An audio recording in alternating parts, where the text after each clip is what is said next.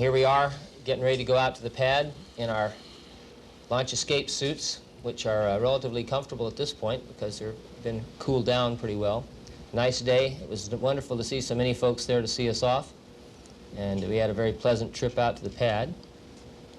Here we're picking up with the launch sequence. As a result of our first scrub, the attitude in the cockpit was actually relatively relaxed. Of course, there's a limit to how relaxed you can be when someone lights off that big torch beneath you.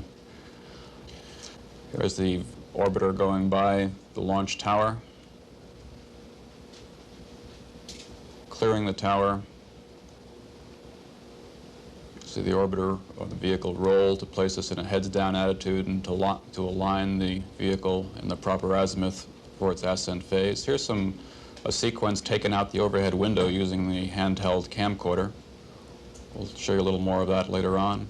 Continuing on up in first stage. As Dave mentioned, we were wearing the launch escape suits this time around. They provided a little more acoustic insulation, and it seemed a little quieter to me than my first flight. I think that was shared by the other crew members that had compared it to previous launches. The next sequence will be the IUS deploy. Once you get on orbit, we got the payload bay doors open, and we took a good look at Magellan. It was good to see that it was in the same pristine condition as when we took off. We started the elevation procedures for the deploy. And inside, once we got on orbit, we had to reconfigure a number of systems for on-orbit operations. Dave reaching back to one of the overhead panels and Norm helping him out. And shortly after that, we started into the procedures that we use to deploy the IUS. Principally, it's the panel in back of me and over to the right of Norm. Once we elevated up to 29 degrees and then on up to 52 degrees for the deploy, we went ahead and threw the switch and sent Magellan on its way. It comes out of the payload bay at about half a foot per second. And during the first minute, we just sit there and watch it leave the orbiter bay. We're in free drift as far as the shuttle is concerned. And the way it is deployed, as you know, is a super zip. It's a mechanical or a metal band around the IUS that is separated, and several springs send it from the payload bay. IUS here, it's flowing. It's a very, very reliable upper stage. We used it several times, and it put Magellan on its trajectory. The attitude was good, and it was within 3 meters per second of where they said it was going to be, which is pretty remarkable performance. So it's been a real workhorse of the space program, especially return to flight after Challenger. And right about this time, you'll see the rate pick up of the payload. It's when we put a -X burn in to the orbiter. It separates us from the payload, and that's the last maneuver that we do until 15 minutes after deploy, when we go ahead and do our separation from the IUS. This is a shot taken out the overhead window. Close-up view of IUS. It's about 400 to 500 feet away. When we finally do our burn, it's about 1,000 to 1,500 feet away, and this is the business end of the IUS we're looking at right here. Inside the gold insulation is the IUS solid rocket motor. And this is when the solar arrays deployed. They deployed 10 minutes after the IUS was deployed in connection with the RCS system on IUS being activated. And this is a nice shot we got.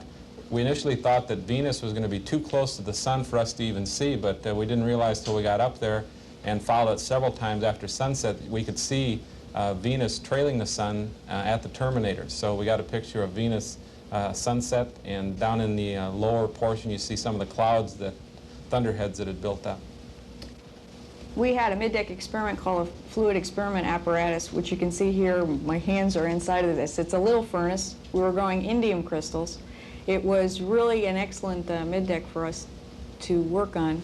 We changed out samples and actually interacted with the science. Here's an example of the crystal. The rougher section to the right was done at a lower temperature than this striated section, which was melted at a higher temperature. So by adjusting the wattage, we could adjust the temperature which this indium was being melted. If you get it too high, it'll break. If you get it too low, it doesn't melt through. So it's sort of touchy. And actually, the wattage was different on orbit than it was on the ground by about 10 watts. We controlled it with our little experiment computer, which worked great, different floppy disks for each experimental run. We perform a number of medical experiments each flight. This shows Mark getting censored up for one such experiment, which looked at some physiologic parameters, I believe, like heart rate and that sort of thing. And in this scene, you see Mark and I getting ready for a pre-breathe. When we do spacewalks, to avoid bends, we have to breathe pure oxygen for a while. Mark and I were the spacewalk crew members if we had to do something like that. And for operational reasons, to shorten up that pre-breathe, we like to lower the cabin pressure to 10.2 psi, and we plan to do that on future flights. So to test all of that out and see how the cabin behaved, we donned the helmets in the cabin, and we actually did the 1 hour pre-breathe as the cabin pressure was being lowered from the normal 14.7 down to 10.2 psi. And I'm over there checking out and making sure that our oxygen is actually on. We also have laptop computers. You can see one of the ones we carry here, the PGSC, and you can see what that screen looks like. They're very useful for experiments and for keeping track of where we are around the world for Earth observation purposes. This sequence picks up with some of the typical on-orbit operations. This is me in the pilot's seat checking out some systems. This is in conjunction with the depressurization to 10.2 psi cabin pressure that Norm talked about. Here's Mary at the overhead windows. This is our primary vantage point for Earth observation photography. Here's some pictures of some thunderstorms approaching sunset. One of the experiments we had on board dealt with the photography of lightning, and here we are getting ready to set ourselves up for that. Here are some lightning flashes as seen by some of the cameras in the payload bay. There's a nice one coming up here shortly. There it is. There's a rather large lightning discharge. Back to flight deck operations. This time we're entering a maneuver to put the shuttle in a new viewing attitude. Here's Norm in back of me entering some data into the onboard computer, the portable computer, that is. Mary again at the aft station with one of our 70mm cameras. Here's a little example of some of the Earth obs. These are irrigation fields, circular irrigation fields in Saudi Arabia.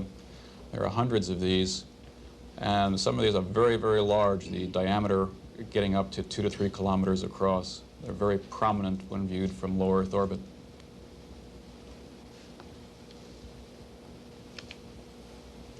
We are coming across Baja, California. Sun glint in the Sea of Cortez. And panning down to the southern tip.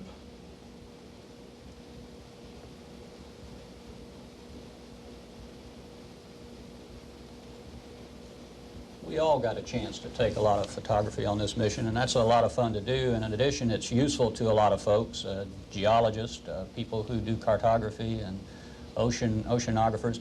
For the two Floridians on board, Dave and myself, we love this shot. You can see Alligator Point in Tallahassee there for a while, some of my old stomping grounds, and panning down the peninsula.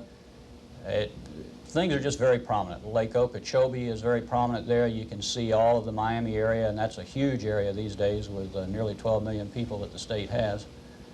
In addition to the motion pictures, obviously we took a lot of still photos, and while this is a camera view, the fact is that with the naked eye you can see almost everything that you can see in this view. This is a picture of the Cape, and you can see the shuttle landing facility, the 2 launch pads, including the one from which we had launched just a few days before.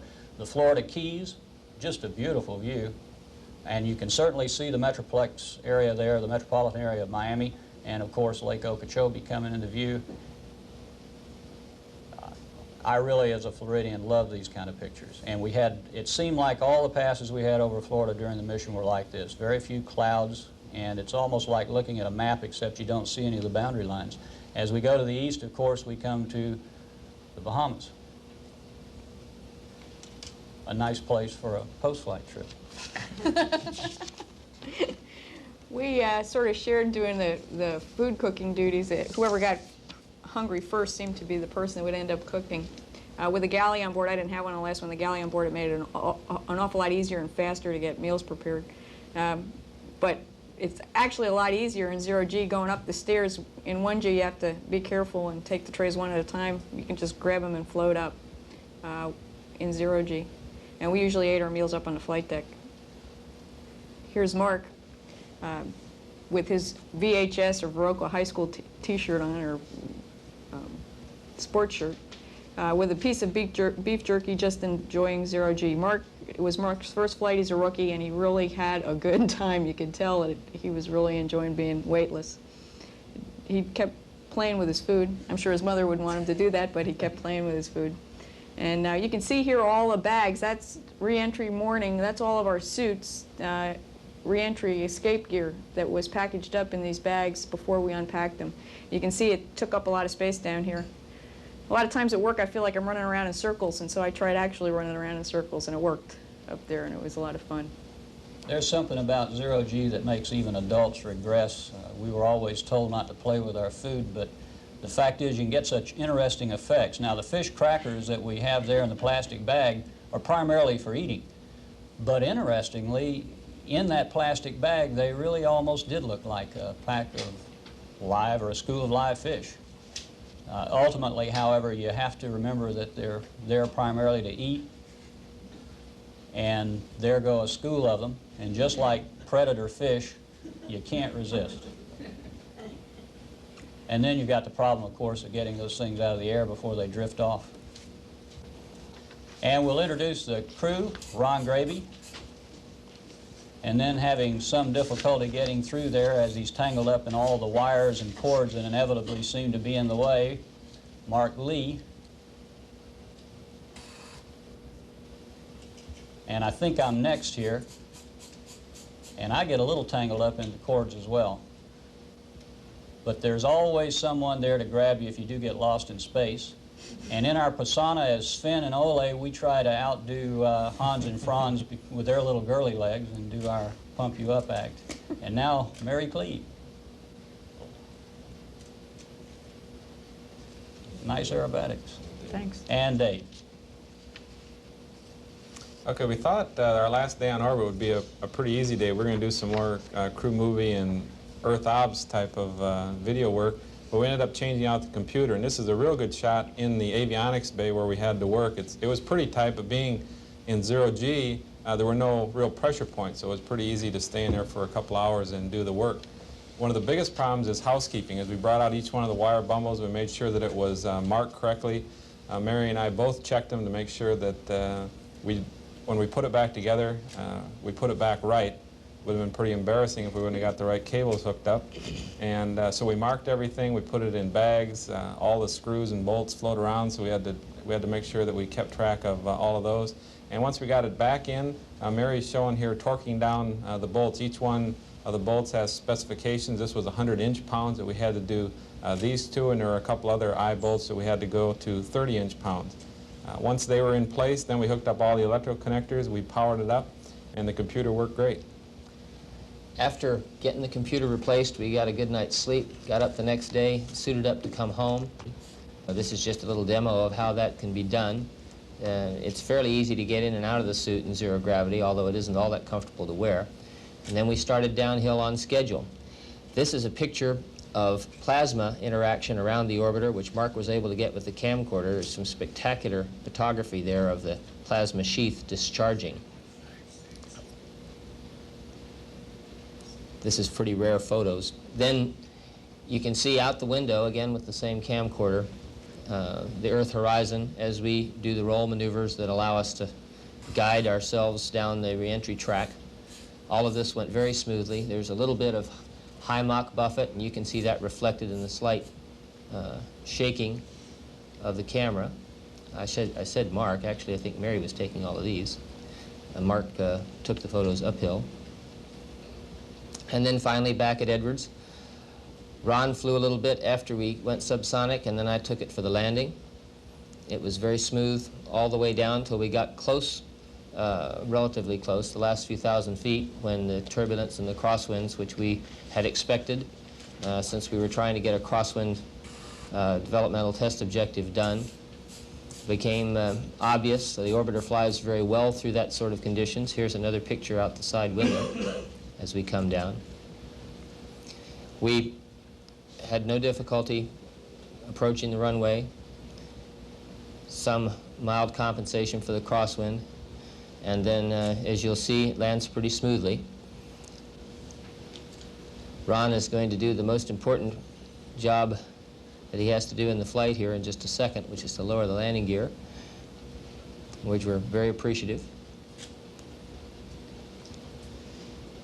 Because we switched runways late in the game, we don't have as good a photographic coverage of the landing as we usually do, but it's still adequate to see that the orbiter is flying well.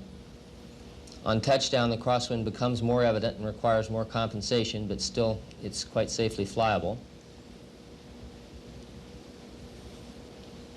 We had a smooth, soft touchdown, a little bit of drift left, and then back to the center line. Rolled out about 10,000 feet and stopped without difficulty.